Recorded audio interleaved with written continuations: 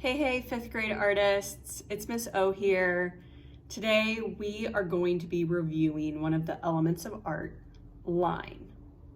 Your goal for today will be to use at least 5 different lines in your art project. These could include horizontal lines, vertical lines going up and down, diagonal, zigzag, wavy lines, spirals, looped lines, castle lines, and whatever else you can think of. My only request is you use at least 5. Obviously, it can be more. You'll also need to decide whether you want to use one letter or your entire name in your art today. For example, I could do an R for Rachel, or I could put all of the letters. But you'll need to include at least one of those. Your letter will remain blank, or you can color it in, and then you can decorate behind the letter or all of the letters of your name with the line designs. When you are finished, your art might look something like this. Let's go ahead and get started. Today, I'm going to be creating the letter R. It is the first letter of my first name, Rachel. I'm going to make this a bubble letter, and I'm going to start by showing you an easy way to do this. I'm going to start with my pencil, and lightly, I'm going to draw a capital letter R.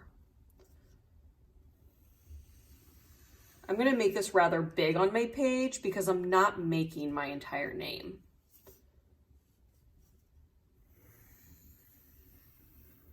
It is important that you draw this lightly because we're going to be erasing this in just a moment. I'm going to use a Sharpie next. You don't need to use a Sharpie. It could be a black marker would work just fine, a black crayon, black colored pencil. Whatever you have at home will work. Now the goal is I'm going to stay about a finger width away from this line. I'm going to echo it all the way around. I'll start here and go down, around, and then back up. Again, I'm staying about a finger width away from my line. I'll go around the curve and then down the diagonal line. If you have your own way of making bubble letters, that's just fine. This way just works really easily for me. I'll make the little curve inside the R just like this. Then I'll take my eraser and I'll go ahead and erase that pencil line. This is why we needed to draw it lightly so we could erase it easily.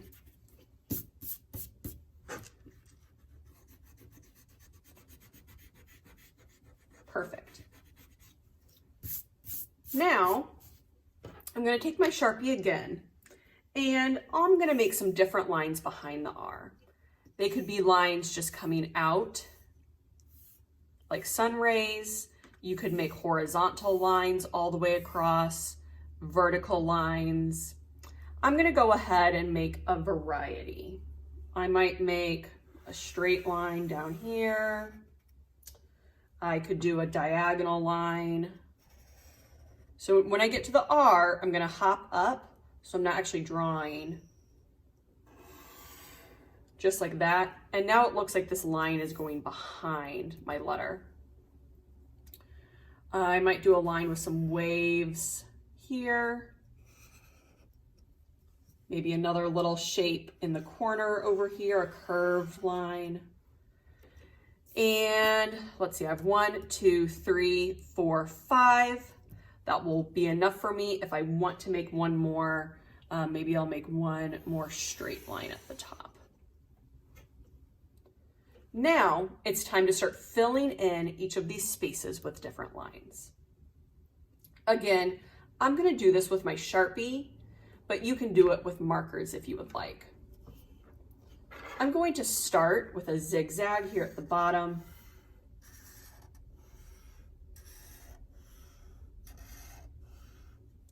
And you're fifth graders, so I understand if you would like to go in and make, some more details.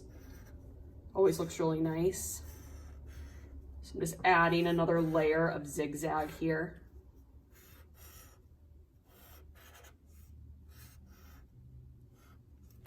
I could do some wavy lines in this section. Again, when I get to my letter, I'm going to kind of hop over it and then keep drawing.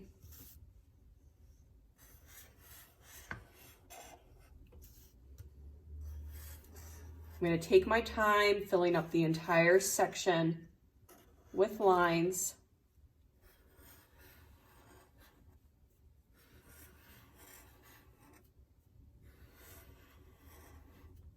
Just like this.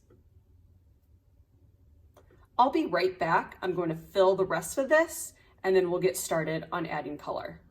See you in a moment. All right, fifth grade. I went ahead and filled in the rest of my spaces. I made spirals, vertical lines, diagonal lines, and a looped line. Remember, if you have a space in the middle of your letter or name, I made the lines inside of here too, because that is part of the background. Now it is time to add color. You may do this with markers, crayons, colored pencil, whatever you have at home. I suggest that when you are coloring, you make sure that you are going neatly back and forth, filling in all those white spaces. And you have the opportunity to add some different colors in all of your sections. So I don't need to make the entire zigzag section this turquoise color. Once I get done with the triangles here at the top, I might add another color underneath it. Since turquoise is a cool color, I think I might add another cool color to this section because I think those colors go well together. So you might want to start thinking about what colors you think go really well together. I'm going to take green, which is another cool color, and start coloring the zigzags underneath. And again, I'm going back and forth, nice and slow, making sure I fill in all those white spaces. You're going to do the same thing if you're coloring with colored pencils or crayons.